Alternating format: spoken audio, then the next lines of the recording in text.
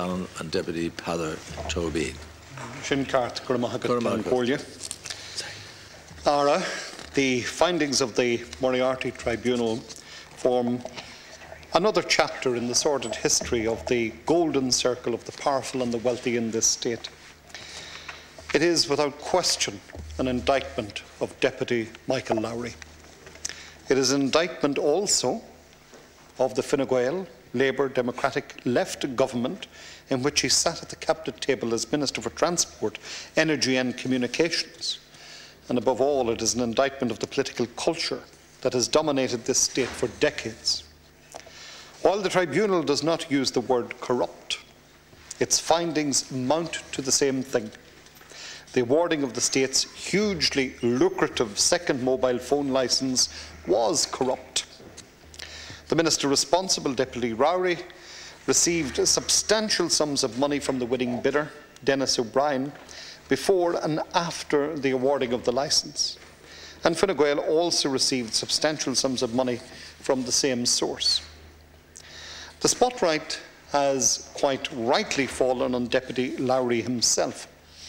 Sinn Féin has tabled a motion of censure, and that motion should be taken today and voted on and supported by all deputies in this House. And I would ask that that would be clarified, the government's intent in relation to that motion of censure, before the conclusion of these statements. We believe it would send a very clear signal that the political culture of corruption and cronyism is ending, and ending for good. But the spotlight must also fall on former Minister Lowry's cabinet colleagues, and especially former Taoiseach John Bruton. Mr Bruton, now President of the Irish Financial Services Centre, said recently that the Irish people need to regain seriousness and self-respect. In his role as Taoiseach, Mr Bruton did little to enhance national self-respect. His close ministerial colleague and chief Fine Gael party fundraiser was none other than Deputy Lowry. The scandal exposed by the Moriarty Tribunal happened on Taoiseach Bruton's watch, but he has escaped with relatively little censure for his role in it. He was, at the very least, negligent in allowing government business to be done the way it was by Minister Lowry. He was aware at the time that Minister Lowry was a tax evader and had availed of the 1993 tax amnesty. It says a lot about politics in this state, just before the start of the Celtic Tiger, that such a figure could be appointed to cabinet. One of the less publicised findings of the tribunal is the pocketing by soon-to-be Minister Lowry of €34,500 between 1989 and 1992. This was money from Dunnes Stores that was supposed to be given in Christmas bonuses to the workforce of Mr Lowry's refrigeration company. Such a culture could flourish because Mr Bruton kowtowed to corporate interests. That was hardly surprising, since they were, after all, funding Fine Gael to the hilt. I welcome the fact that the new Taoiseach has said the government will move to ban corporate donations.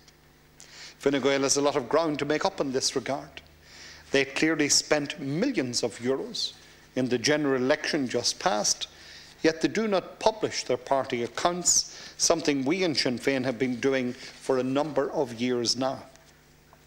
The tribunal has described the $50,000 payment to Fine Gael from Telenor ESAT as, and I quote, secretive, utterly lacking in transparency, and designed to conceal the fact of such a payment, unquote.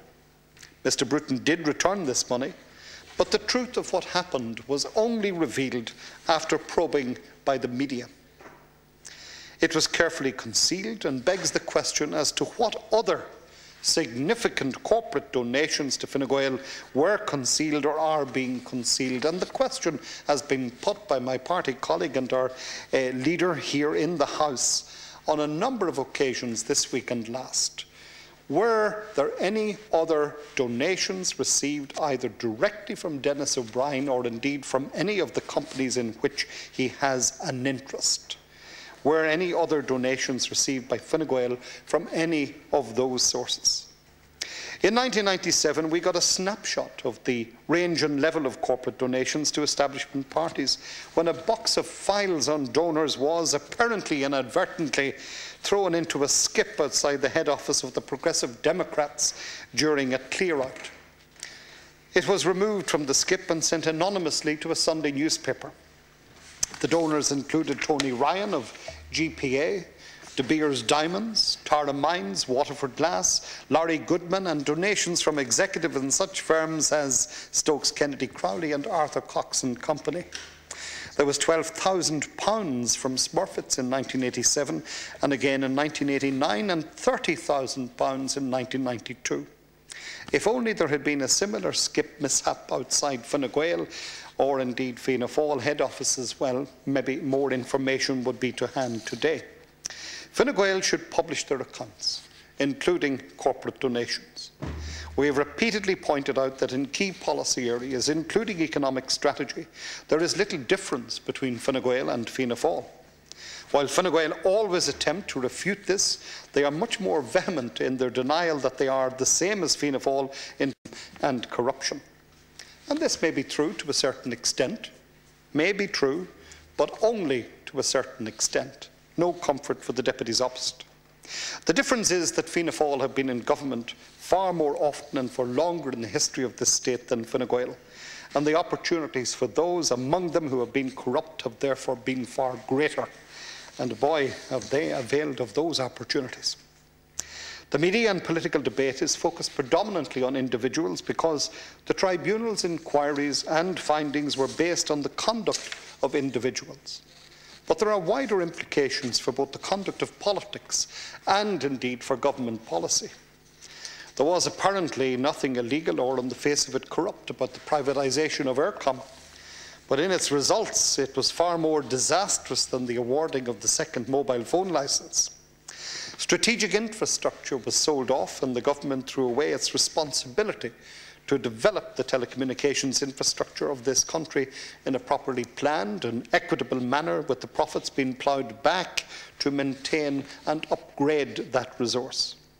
Instead, the general public were invited to be shareholders, and when that venture collapsed, leaving many thousands of small investors out of pocket, the company was sold off. And among the principal beneficiaries were none other than Tony O'Reilly, who profited to the tune of many millions. Now, this may not be termed corrupt in the legal sense, but I believe it was a corruption of the role of government and a betrayal of the public interest. Fianna Fáil and Fine Gael are at one on the policy of privatisation. In the last Dáil, they both supported the privatisation of Aer Lingus. We learned yesterday that the chief executive of the privatised Aer Lingus received €1.32 million in salaries and bonuses last year in 2010. The Golden Circle has indeed changed, but sadly, very sadly, only in form and in personnel. I will conclude with some questions, Cathaoirleach, which I hope the Taoiseach and the Minister will answer, and the opportunity is there to respond later in this debate. Will Fine Gael publish its accounts? A direct question. Will the Taoiseach reply? Will it publish its list of corporate donors, especially regarding the recent general election? The Taoiseach said yesterday that the Cabinet has directed the relevant departments to provide a comprehensive report to the Government within 4 weeks on the report's recommendations, so appropriate action can be taken. Will that comprehensive report be published and brought before the Dáil for our consideration? And finally... 1 minute left, Deputy. I beg your pardon? You have 1 minute left. One. Well, I won't need it all, so my final question is, given that the Taoiseach has also promised to bring forward legal and constitutional provisions to ban corporate donations, when will those provisions be brought forward?